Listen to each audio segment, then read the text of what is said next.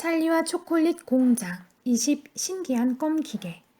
윙카 씨는 신제품 고안실 중앙에 있던 번쩍거리는 기계 쪽으로 일행을 안내했다. 집채만한 기계가 우뚝 솟아 있었다. 기계 꼭대기에서 수백 개도 넘는 가는 유리관이 위로 솟았다가 바닥에 있는 욕조만큼 커다란 둥근 통으로 휘어져 내려와 있었다. 자, 시작합니다. 윙카 씨는 그렇게 소리치더니 기계 옆면에서 단추 3개를 눌렀다. 잠시 후 기계는 콰르릉 천둥 소리를 뱉으며 무섭게 떨기 시작했다. 기계 여기저기서 수증기가 슉슉 피어올랐다. 일순간 수백 개나 되는 가느다란 유리관으로 액체가 흘러나와 커다란 통으로 쏟아져 내렸다. 유리관에 타고 무지개 같은 갖가지 빛깔의 액체가 콸콸 쏟아져 내려왔다. 눈이 부셨다. 액체가 통에 가득 차자 윙카 씨는 또 다른 단추를 눌렀다. 그러자 액체가 멈추고 커다란 통 안에 있던 날개 모양의 거품기가 윙 돌기 시작했다.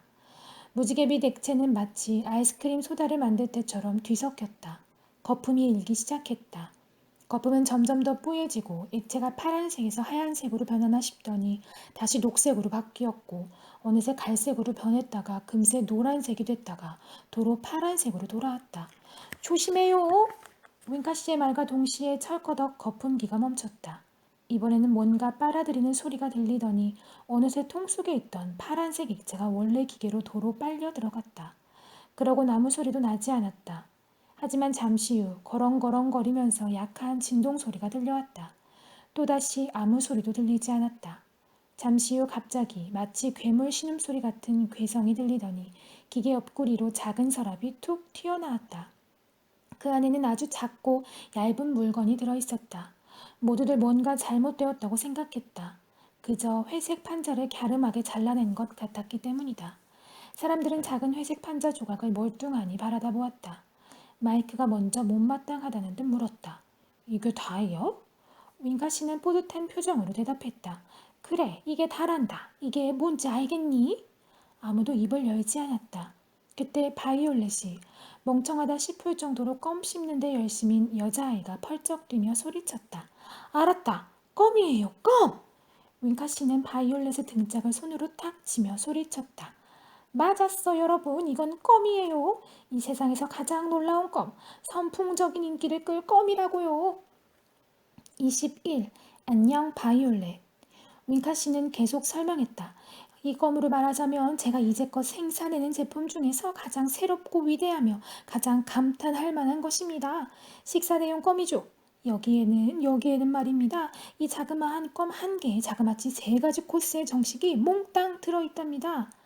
한 아이의 아빠가 기가 막힌 듯 물었다. 그런 얼토당토하는 얘기가 어디 있습니까? 선생님, 제가 이 껌을 팔기 시작하면 세상이 온통 바뀔 겁니다. 부엌이라든지 요리라는 건 깡그리 사라지게 됩니다. 더 이상 장을 볼 필요도 없고요. 고기니 야채니 식료품을 살 일도 없어지고 식사 때 쓰는 칼이며 포크도 다 쓸모가 없어질 겁니다. 접시도 필요 없고 설거지도 없어집니다. 쓰레기도 마찬가지죠. 더 이상 번거로울 게 없습니다. 윙카의 마법의 껌 한 개면 아침부터 저녁까지 다 해결되니까요. 방금 나온 이 작은 껌 안에는 토마토 수프, 로스트 비프, 블루베리 파이가 들어있습니다만 원하시면 다른 메뉴로 바꿀 수도 있습니다. 바이올렛 뷰리가드가 물었다. 토마토 수프, 로스트 비프, 블루베리 파이가 무슨 뜻이에요? 이 껌을 씹으면 방금 말한 음식들을 먹게 된다는 거지. 정말 놀랍지? 그런 음식들이 진짜 목으로 넘어가 뱃속으로 들어가는 것을 느끼게 된다고. 식사하는 것과 100% 똑같다는 말이야. 배도 부르고 굉장하지? 버루카 솔트는 믿을 수 없었다. 정말 말도 안 되는 이야기예요. 바이올릿이 흥분해서 큰 소리로 설쳤했다. 그게 정말 씹어먹는 껌이라면 임자를 제대로 만났네요. 그러더니 세계 기록을 위해 씹고 있던 껌을 입에서 빼 귀 뒤에다 붙이고는 윙카 씨에게 말했다. 자요, 그 마법의 껌을 주세요. 정말 그런 맛이 들어있는지 알아야겠어요. 바이올렛 엄마는 말리고 싶었다. 바이올렛 어리석은 짓이야. 그만두려무나, 응? 바이올렛은 고집을 피웠다. 껌을 씹는 게 어리석다고요? 윙카 씨도 바이올렛을 조용히 타일렀다. 엄마 말씀을 듣는 게 좋을 것 같구나. 그게 아직 완벽한 제품이 아니라서 말이야. 부작용이 좀 있거든. 아이, 관두세요. 바이올렛은 윙카 씨가 어떻게 손을 써보기도 전에 껌을 집어들고는 입속으로 쏙 집어넣었다. 껌을 입에 넣자마자 잘 훈련된 턱으로 커다란 집게가 움직이듯 껌을 씹어내기 시작했다. 윙카 씨는 비명을 질렀다. 안 돼! 바이올렛은 눈을 감으며 감탄을 쏟아냈다. 이럴 수가. 토마토 스프예요. 따끈하고 적당히 걸쭉한 것이 맛이 기가 막히네요. 정말 목으로 넘어가는 게 느껴져요. 윙카 씨는 다시 소리쳤다. 그만! 아직 완성되지 않았다니까. 이러면 안 돼. 바이올렛은 들은 척도 하지 않았다. 괜찮아요. 정말 훌륭한데요. 스프 맛이 정말 좋아요. 뱉어버리라니까. 지금 두 번째 코스가 시작되고 있어요. 로스트 비프군요. 고기도 무척 연하고 고소해요. 구운 감자도 훌륭하고요. 껍질은 바삭바삭하고 속에 버터도 들었군요. 바이올렛 엄마가 말했다. 어머, 참 재미있구나. 우리 딸은 용특하기도 하지. 바이올렛 아빠도 말했다. 계속 씹어. 우리 가문의 영광 아니냐? 우리 딸아이가 세계 최초로 식사 대용 껍을 씹게 되다니. 사람들은 무슨 신기한 동물이라도 보느냐 한마디 말도 없이 바이올렛을 쳐다보았다. 꼬마 찰리도 쉴 새 없이 붙었다 떨어졌다 하는 두툼한 튜브 모양의 입술을 완전히 넋이 나간 표정으로 쳐다보았다. 조 할아버지는 입을 다물지 못했다. 윙카 씨는 두 손을 마주잡고 쥐어짜며 안절부절 못했다. 안 돼, 안 된다니까. 함부로 먹으면 안 돼. 이건 옳은 일이 아니야. 먹으면 안 된다니까. 바이올렛은 다시 소리쳤다. 이번엔 크림을 얹은 블루베리 파이예요. 어쩜 이럴 수가. 최고예요. 이건 이 세상에서 가장 맛있는 블루베리 파이가 듬뿍 떠서 입에 넣고 씹어 삼키는 것 같아요. 그때 갑자기 바이올렛 엄마가 비명을 질렀다. 으아, 얘 니코가 왜 그러니? 바이올렛은 엄마 말을 귓등으로 흘리며 자기 말만 짓거렸다. 엄마, 조용히 하세요. 방해되잖아요. 바이올렛 엄마는 손가락질을 하며 소리쳤다. 파란색으로 변하고 있잖아. 니코가 블루베리 열매처럼 푸른색으로 변했다고. 바이올렛 아빠도 거들었다. 네 엄마 말이 맞아. 코 색깔이 변했다고. 그래도 바이올렛은 태연했다. 그게 무슨 말씀이세요? 바이올렛 엄마는 길길이 뛰었다. 네 뺨 좀 봐라. 뺨도 파란색이 되어버렸어. 턱도 그렇고 얼굴이 온통 푸르죽죽해졌단 말이야. 바이올렛 아빠는 호통을 쳤다. 당장 껌을 뱉어. 바이올렛 엄마는 당황한 나머지 어쩔 줄을 몰랐다. 하느님 맙소사 우리 아이가 푸르죽죽한 보라색으로 변하다니 머리카락까지 색이 변했어요. 바이올렛 정말 바이올렛색으로 변했구나. 우리 딸한테 무슨 일이 일어난 거죠? 윙카 씨는 안타깝다는 듯 고개를 절레절레 흔들며 말했다. 제가 말씀드렸지 않습니까? 아직 완성하지 못했다고요.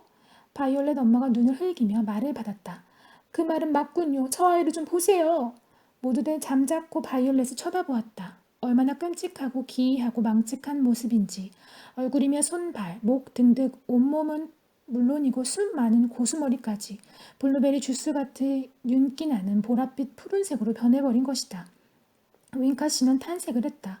후식에 와서 항상 말썽이란 말이야. 항상 그놈의 블루베리 파이가 문제라니까. 하지만 언젠간 꼭 제대로 만들 겁니다. 두고 보십시오. 또다시 바이올렛 엄마의 비명소리가 들렸다. 바이올렛, 아니 네 몸이 퉁퉁 붓고 있잖니. 바이올렛이 말했다. 토할 것 같아요. 부풀어 오르고 있어. 바이올렛은 어안이 벙벙한 모양이었다. 아주 이상한 느낌이 들어요. 바이올렛의 아빠는 딸에게 핀잔을 주었다. 넌 그래도 싸. 바이올렛 엄마는 귀가 따갑게 소리를 질러댔다. 풍선처럼 부풀고 있어. 윙카 씨가 한 마리 덧붙였다. 블루베리 열매처럼 되는 거죠. 바이올렛 아빠가 소리쳤다. 의사를 불러줘요. 한 아버지가 제안을 했다. 비누로 한번 터뜨려봐요. 바이올렛 엄마는 애 같아서 애꿎은 손만 비벼대며 큰 소리로 외쳤다. 우리 딸 좀 구해주세요. 하지만 이젠 바이올렛을 구해낼 방법이 없었다. 바이올렛의 몸은 시간이 지날수록 놀라운 속도로 부풀어갔다. 1분이나 지나자 거대한 블루베리 열매를 떠올리게 하는 푸른 공처럼 부풀어 올랐다. 바이올렛의 원래 모습이 남은 공이라곤 둥근 몸체에서 삐죽 나온 짭짤한 두 다리와 두 팔, 그리고 조그만 머리통뿐이었다. 윙카 씨는 한숨을 지으며 말했다. 언제나 이렇게 되더라고요. 열 실험실에서 20명의 움파룸파 사람들한테 20번이나 실험을 보았지만 한 사람도 예가 없이 블루베리 열매 모양으로 변해버리더군요. 너무 속상해요. 뭐가 잘못된 건지 이해할 수가 없어요. 바이올렛 엄마는 그 소리를 듣고 버럭 화를 냈다. 난 블루베리를 딸이라고 키우고 싶지 않아요. 당장 원래대로 바꿔 놓으라고요.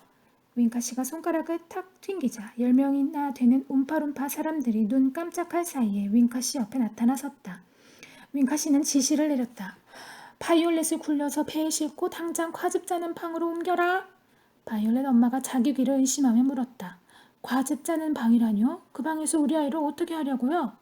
윙카 씨가 대답했다. 짜버려야죠. 지금 당장 아이의 몸에서 즙을 짜내야 합니다. 그러고 나서 두고 봐야지요. 하지만 걱정하지 마십시오. 정 어쩔 수 없을 땐 최후의 방법을 써야겠지요. 하여간 죄송하게 됐습니다. 전 정말... 이야기를 나누는 동안 움파룸파 사람들은 이미 거대해질 대로 거대해진 바이올렛의 몸뚱이를 굴리기 시작했다. 그리고 신제품 고안실 바닥을 가로질러 초콜릿 강으로 나가는 문으로 향했다. 문 밖에는 배를 기다리고 있었다. 배가 기다리고 있었다. 뷰리가드 씨 부부가 그 뒤를 따랐다. 찰리 버켓과 조 할아버지를 포함해 남아있던 사람들은 아무 말 없이 쳐다보았다. 찰리가 속삭였다. 할아버지, 들어보세요. 저 밖에 배에서 기다리던 움파룸파 사람들이 노래를 부르기 시작했어요. 100명이나 되는 움파룸파 사람들이 부르는 노랫소리가 크고 뚜렷하게 방 안까지 들려왔다. 여보게 친구들, 언제나 짝짝것만 씹어대는 버르장머리 없고 못돼 먹은 아이보다 더 꼴사 나온 아이가 어디 있나. 앉기만 하면 코를 쑤셔대는 아이만큼 보기 흉하지. 그러니 우리 말을 믿게. 껌이란 전혀 이로울 게 없다네. 짝짝짝 껌만 씹는 아이는 결국 끝이 좋지 못하다네. 누구 들어본 사람 있나? 비글로우라는 이름을. 아이고 끔찍해라. 이 여자는 껌만 씹어대면 끝내 어떤 일이 벌어질지 알지 못했지. 목욕을 할 때도 껌을 씹고, 무도회장에서 춤을 출 때도 껌을 씹고, 교회에서도 껌을 씹고, 버스 안에서도 껌을 씹어댔다네. 정말 어리석기 짝이 없었지. 껌이 떨어지면 장판도 씹었지. 그것도 어려우면 구두짝도 씹고, 우체부 아저씨의 귀도 씹고, 심지어는 다른 사람의 속옷도 씹었지. 언젠간 남자친구의 코를 씹었다고도 하더군. 하여간 줄기차게 씹어대서 결국 턱 근육이 지나치게 발달해버렸지. 바이올린에 달아놓은 것 같아서 하루에 50개나 되는 껌을 수년 동안 씹었거든. 그러던 어느 날 여름 저녁, 아 슬픈 일이야. 끔찍한 일이 벌어졌다네. 너무 늦게 잠자리에 든 비글로우야. 30분 동안 책을 읽으면서도 껌을 씹었지. 태엽을 감으면 자동으로 입이 움직이는 커다란 악어 인형처럼. 그러다가 작은 접시에 껌을 붙여놓고 꿈나라로 갔다네. 잠이 오지 않아 숫자를 세다가 겨우 잠이 들었지. 아니 이게 웬일인가. 이상도 하지. 잠이 든 건 확실한데 엄청나게 커져버린 턱은 저절로 움직이질 않겠나. 밤새도록 짝짝짝짝. 입안에는 씹을 껌도 없는데 이미 버릇이 돼서 무슨 일이 있어도 턱은 움직여야 했네. 깜깜한 한밤중에 들리는 껌 씹는 소리는 등골이 오싹하지. 잠을 자면서도 자동으로 딱딱딱 짝짝짝. 마치 거대한 덫처럼 점점 빠르게 움직이면서 멈출 줄 몰랐네. 마침내 잠시 쉬기로 했는지 입을 활짝 벌린 채 멈추는가 싶었는데 어느새 무지막지한 턱은 덥석 여자의 혀를 두 동강 내고 말았지. 끊임없이 껌을 씹어대던 비글로우 양은 벙어리가 된 채 평생을 어떤 끔찍한 정신병원에서 보내야 했지. 우리가 이렇게 애써서 바이올렛을 바꾸려는 것도 그래서라네. 비글로우 양과 똑같은 운명을 겪지 않게 하려고. 아직 나이가 어리니까 늦지는 않았어. 우리의 치료 방법을 견디어 준다며 우리는 그럴 거라 기대하고 있다네. 하긴 장담할 수 있는 문제는 아니겠지.